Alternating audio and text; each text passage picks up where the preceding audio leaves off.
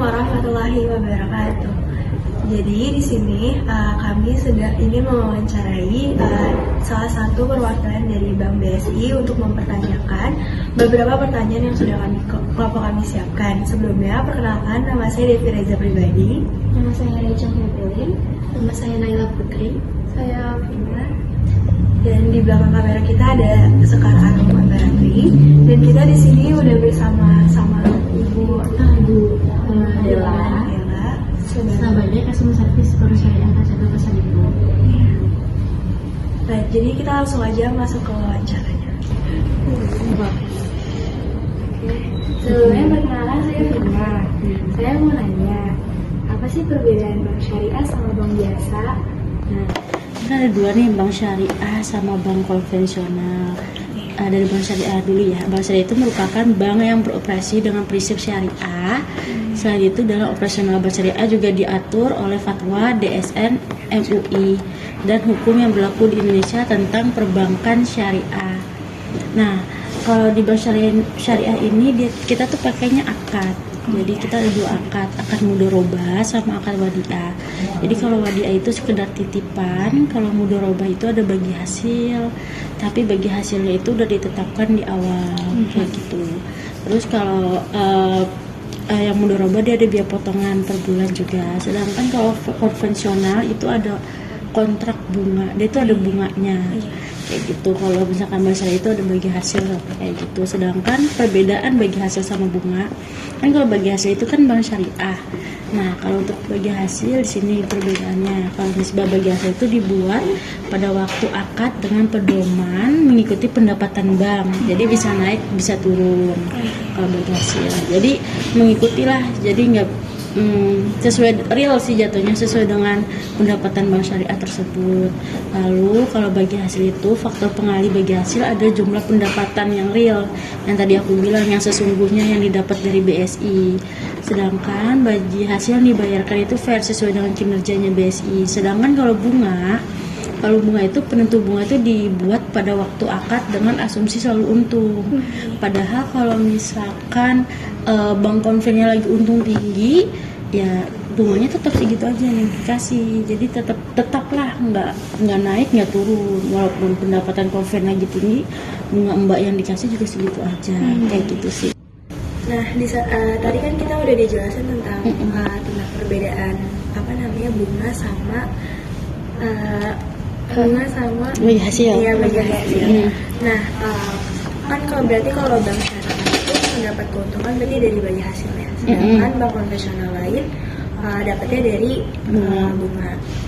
Nah, kalau misalnya dengan prinsip syariah yang ada di kegiatan perbankan itu, yang dimaksud prinsip syariahnya itu apa?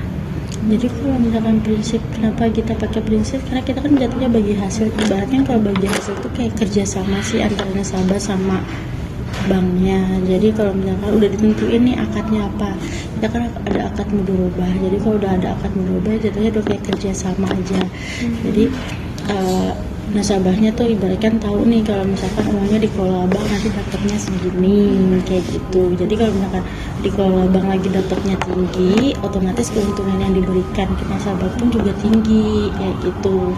Sedangkan kalau misalkan open kan ya walaupun nanti pendapatannya tinggi ya tetap dikasih segitu aja kayak gitu. Ibaratkan kalau di masyarakat itu fair-fairan kayak gitu. Karena kan kita kan mengelola uang nasabah ya. Jadi kan kita udah ditentuin tuh akadnya apa, terus bagi hasilnya berapa persen kayak gitu. Jadi ibaratkan keuntungannya tuh udah disesuai dengan fatwanya sih kayak gitu, udah undang-undangannya sendiri. Baik, saya Rachel akan bertanya mengenai bagaimana cara bank syariah menghindari praktik riba.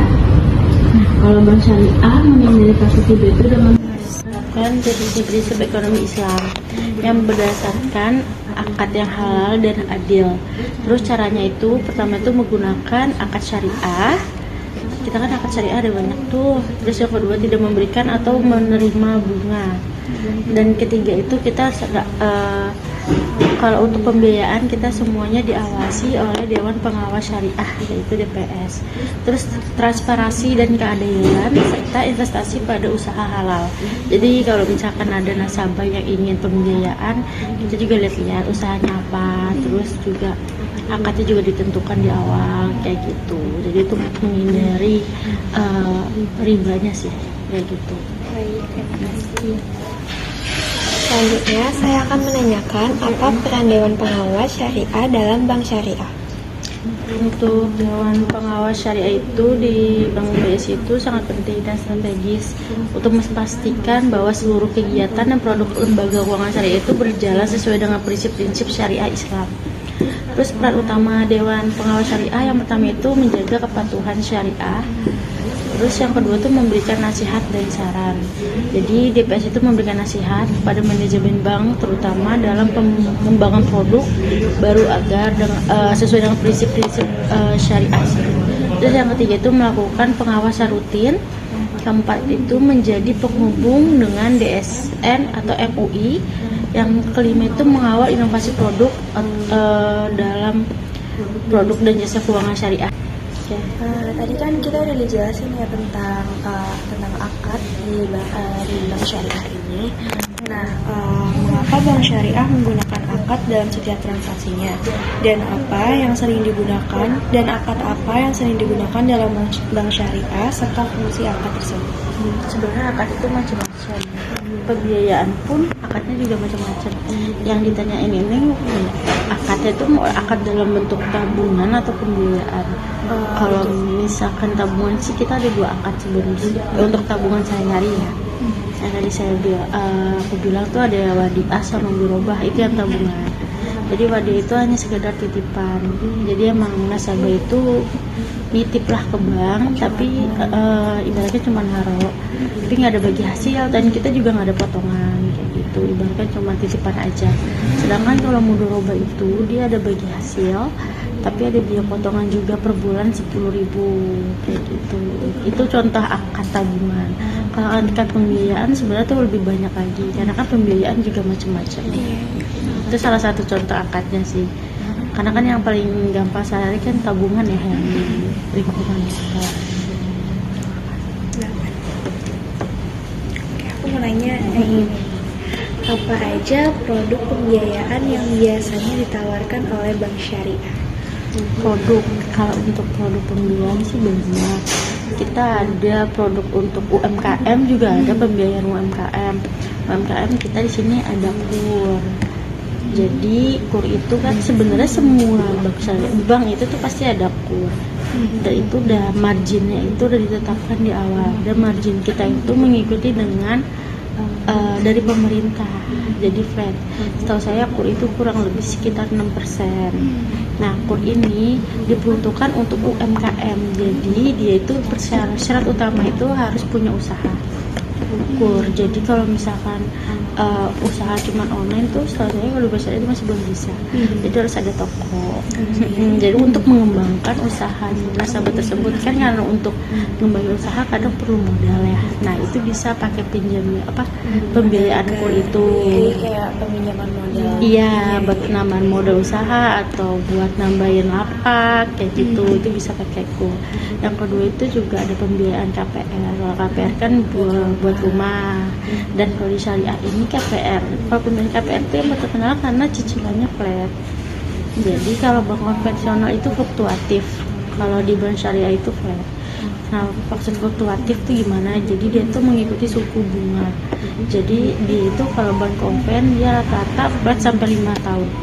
Tapi 5 tahun ke atas itu bisa naik marginnya otomatis atau bisa dibilang cicilannya ikut naik mengikuti suku bunga yang terjadi. Sedangkan kalau bank syariah walaupun ikut cicilan 1 sampai 15 tahun itu udah segitu aja. Begitu. Macam-macam sih sebenarnya. Itu contohnya aja dulu.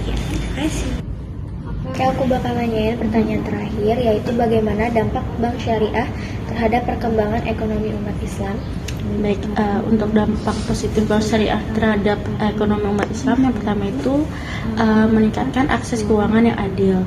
Jadi maksudnya di sini bank syariah itu memberikan alternatif pembiayaan yang bebas riba sehingga lebih sesuai dengan nilai-nilai Islam.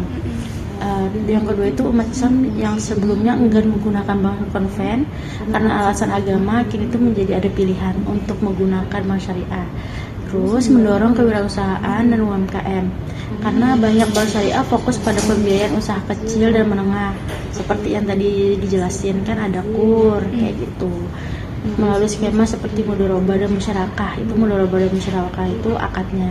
Dan ini membantu menciptakan lapangan kerja dan meningkatkan pendapatan masyarakat. Jadi UMKM itu kan kalau misalkan dia dapat modal, dia buka usaha, otomatis lapangan kerja kan kadang-kadang juga ikut naik juga ya kayak gitu. Yang ketiga itu meningkatkan literasi dan inklusi keuangan syariah. Jadi kehadiran bank syariah itu mendorong masyarakat untuk memahami prinsip-prinsip keuangan Islam seperti keadilan, transparansi, dan tanggung jawab sosial. Yang keempat itu mengurangi ketimpangan ekonomi. Jadi dengan sistem bagi hasil dan zakat, bank syariah berpotensi membantu redistribusi kekayaan dan mengurangi kesenjangan sosial. Yang kelima itu mendorong stabilitas ekonomi. Karena tidak menggunakan sistem bunga, jadi bank syariah itu cenderung lebih tahan terhadap gejolak ekonomi dan krisis keuangan. Jadi karena wawancara dan pertanyaan-pertanyaan yang sudah kita siapkan sudah terjawab sama Ibu Della, kita akhiri wawancara pada hari ini. Terima kasih Ibu Della untuk berbincang malam waktunya. Kurang lebihnya mohon maaf. Wassalamualaikum warahmatullahi wabarakatuh.